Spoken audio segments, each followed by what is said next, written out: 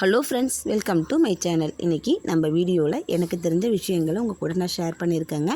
Video ஃபுல்லுமே skip பண்ணாமல் பாருங்கள். அப்போ தான் நான் என்னென்ன டிப்ஸ் சொல்லியிருக்கிறேங்கிறது உங்களுக்கு புரியும். பிடிச்சிருந்தா சேனலுக்கு ஒரு லைக் கொடுங்க. வாங்க இப்போ என்ன டிப்ஸ்னு போய் வீடியோக்குள்ளே பார்க்கலாம். ஃபஸ்ட் டிப் என்னென்னு பார்த்தீங்கன்னா, நம்ம எல்லார் வீட்லேயும் காய்கறி கட் பண்ணுறதுக்கு இந்த மாதிரி ஒரு கட்டிங் போர்டு வச்சுருப்போம். அந்த நம்ம காய்கறி கட் பண்ணிவிட்டு அப்படியே கழுவி எடுத்து வச்சுருவோம். அதை பார்த்தீங்கன்னாக்கா அங்கங்கே கருப்பு கருப்பாக திட்டாக பூஞ்சைகள் வந்து அதில் இருக்கும். அது மட்டும் இல்லாமல் நாளடைவில் அதுலேருந்து ஒரு ஸ்மெல் வர ஆரம்பிக்கும். அந்த மாதிரி இல்லாமல் இருக்கிறதுக்கு வீட்டில் உள்ள பொருளை வச்சு நம்ம ஈஸியாக க்ளீன் பண்ணி எடுத்துடலாங்க. அதுக்கு நான் கொஞ்சம் போல் தூள் உப்பு எடுத்துருக்கேன். ஒரு ஸ்பூன் அளவுக்கு தூள் உப்பு எடுத்துட்டு நாலா பக்கமும் அதை தடவி கொடுத்துருங்க. தேய்ச்சி கொடுத்துட்டு அது கூடவே ஒரு ஸ்பூன் அளவுக்கு பேக்கிங் சோடா எடுத்துருக்கேங்க. நம்ம வீட்டுக்கு பயன்படுத்துவோம் இல்லையா, சமையலுக்கு பயன்படுத்துகிற ஆப்ப சோடா தாங்க எடுத்துருக்கேன். எடுத்துகிட்டு அதையுமே நம்ம நல்லா தேய்ச்சி கொடுத்துடலாங்க. தேய்ச்சி கொடுத்துட்டு இது கூட இன்னொரு பொருள் சேர்க்க போகிறேன். அது என்னன்னு பார்த்தீங்கன்னா வினிகர் தாங்க சேர்க்க போகிறேன். வினிகர் சேர்க்கும் போது நல்லா பொங்கி வரும். பொங்கி வரும்போது அதில் இருக்கிற எல்லாத்தையுமே அதை அப்படியே அரிச்சு எடுத்துருங்க. இது எல்லாத்தையும் ஊற்றிட்டு ஒரு 10 நிமிஷம் நம்ம அப்படியே விட்டுற வேண்டியதாங்க. அதுக்கப்புறம் நம்ம பாத்திரம் தேய்க்கிற கம்பினார் வச்சு நம்ம நல்லா அழுத்தம் கொடுத்து தேய்ச்சி எடுத்துட்டோம்னா கட்டிங் போர்ட் புதுசாக வந்துடுங்க. அதை நம்ம கழுவி எடுத்துகிட்டு வெயிலில் காய வச்சு எடுத்து வச்சுக்கிட்டோம்னாக்கா எப்பயுமே புதுசாக பளபளன்னு இருக்கும். எந்த ஒரு கிருமிகளும் அதில் இல்லாமல் இருக்குங்க. இதில் நீங்கள் தேவைன்னா லிக்யூடு கொஞ்சம் போல் ஊற்றியும் நம்ம தேய்ச்சி கழுவி எடுத்துக்கலாம். இதில் நான் எதுவுமே சேர்க்கலை. வெறும் பேக்கிங் சோடா, உப்பு, வினிகர் இது 3 மட்டுமே சேர்த்து நம்ம நல்லா கழுவி எடுத்துகிட்டு வந்திருக்கிறேன். நான் இங்கே பாருங்கள் எவ்வளோ பளிச்சுன்னு இருக்குன்னு. இதை நம்ம வெயிலில் காய வச்சு எடுத்துட்டோம்னா எப்பயுமே புதுசு போல் இருக்குங்க. இதில் எந்த ஒரு பேட் ஸ்மெல்லும் நமக்கு வராது. யூஸ்ஃபுல்லாக இருக்கும். வீட்டில் உள்ள பொருளை வச்சு நம்ம ஈஸியாக இதை க்ளீன் பண்ணி எடுத்துட்டோம். பயனுள்ளதாக இருக்குன்னு நினச்சிங்கன்னா ட்ரை பண்ணி பாருங்கள். வாங்க நெக்ஸ்ட் இப்போ என்னென்னு பார்ப்போம்.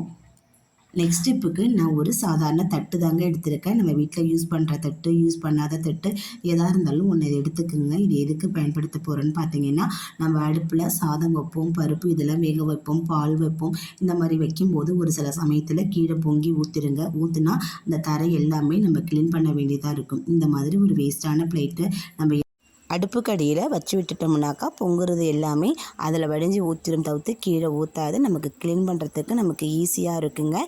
அப்பப்போ எடுத்து இதை நம்ம சுத்தம் பண்ணி வச்சுக்கிட்டோம்னா நமக்கு அடுப்படியும் நமக்கு நீட்டாக இருக்கும். நமக்கு வேலையும் மிச்சமாகுங்க. பொங்கி ஊற்றுறதும் இருக்காது. நம்ம கை வலித்து தேய்க்க வேண்டிய அவசியமும் இருக்காது. யூஸ்ஃபுல்லான டிப்ஸாக இருக்குங்க. ட்ரை பண்ணி பாருங்கள். ஒரு தட்டு மட்டும் இருந்தால் போதும். அடியில் வச்சு விட்டுட்டிங்கன்னா அதை பொங்கி ஊற்றுறது எல்லாமே அதிலே தங்கிக்கும். வாங்க நெக்ஸ்ட் டிப் என்னன்னு பார்க்கலாம். பசங்களுக்கு ஸ்கூல்லேயே விட்டுட்டாங்க. நம்ம வாட்டர் பாட்டிலெலாம் கழுவி கவுத்து வைப்போம். நம்ம அப்படியே கமுத்து வச்சோம்னா அதில் தண்ணியும் கீழே வடியாது. அது மட்டும் இல்லாமல் அதுலேருந்து ஒரு பேட் ஸ்மெல் நமக்கு வந்துக்கிட்டே இருக்கும். அந்த மாதிரி இல்லாமல் இருக்கிறதுக்கு இந்த ஒரு பொருளை மட்டும் பயன்படுத்தி பாருங்கங்க. அது என்னென்னு பார்த்தீங்கன்னா நம்ம வீட்டில் பயன்படுத்துகிற கரண்டி தாங்க. நான் இன்றைக்கி சில்வரில் எடுத்திருக்கேன். மரக்கரண்டியாக இருந்தால் இன்னும் நமக்கு பயனுள்ளதாக இருக்கும். ஏன்னு கேட்டிங்கன்னாக்கா நம்ம தரையில் அதை வந்து நிற்க வைக்கும்போது ஸ்டெடியாக நின்றுக்கும்.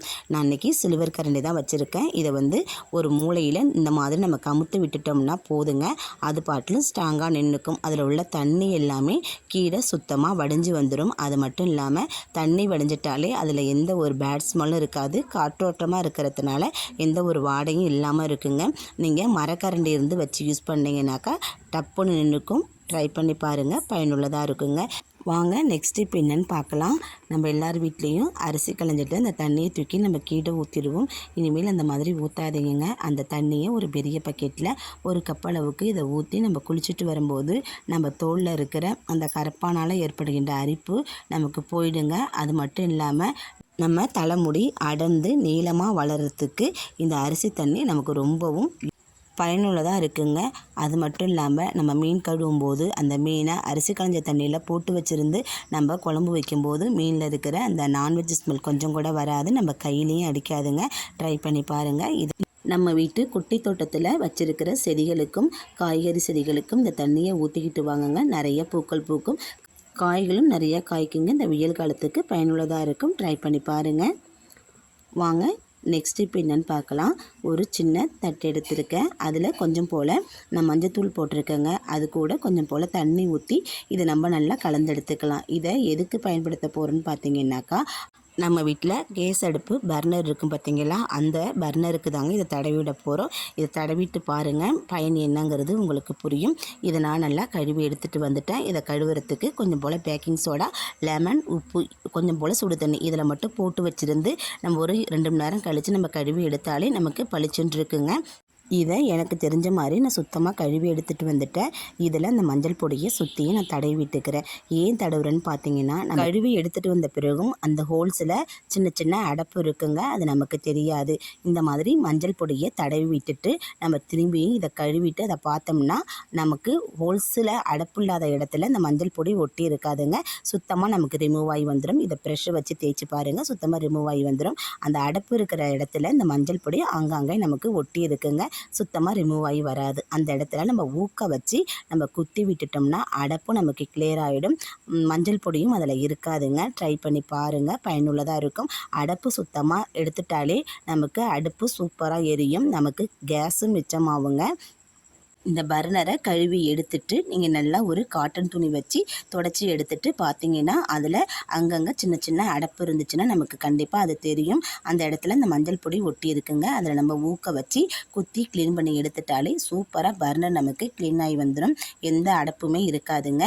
நமக்கு அடுப்பும் நல்லா எரியும். ஈஸியாக வீட்டில் இருக்கிற மஞ்சள் பொடியை வச்சு இந்த மாதிரி தேய்ச்சி கொடுத்துட்டு பர்னரை நீங்கள் வாரத்துக்கு ஒரு முறையோ இல்லை 15 நாளைக்கு ஒரு முறையோ இந்த மாதிரி க்ளீன் பண்ணி எடுத்து வச்சுக்கிட்டிங்கனாக்கா அடுப்பு எந்த ஒரு அடப்பும் இல்லாமல் சூப்பராக எரியும். ட்ரை பண்ணி பாருங்கள். நான் சொன்ன விஷயத்தில் ஏதாச்சும் ஒன்று உங்களுக்கு பயனுள்ளதாக இருக்குன்னு நம்புகிறேன். பயனுள்ளதாக இருக்குன்னு நினச்சிங்கன்னா என் சேனலுக்கு ஒரு லைக் கொடுங்க. மறக்காமல் சேனலை சப்ஸ்கிரைப் பண்ணி சப்போர்ட் பண்ணுங்கள். நீங்கள் கொடுக்குற லைக், கமெண்ட், சப்ஸ்கிரைப் இது என்னுடைய வெற்றி பாதைக்கு வழிவகுக்கும். நான் மற்றொரு நல்ல ஒரு பதிவில் உங்களை சந்திக்கிறேன். இது வரைக்கும் என் வீடியோ பார்த்ததுக்கு மிக்க நன்றி. தேங்க்யூ.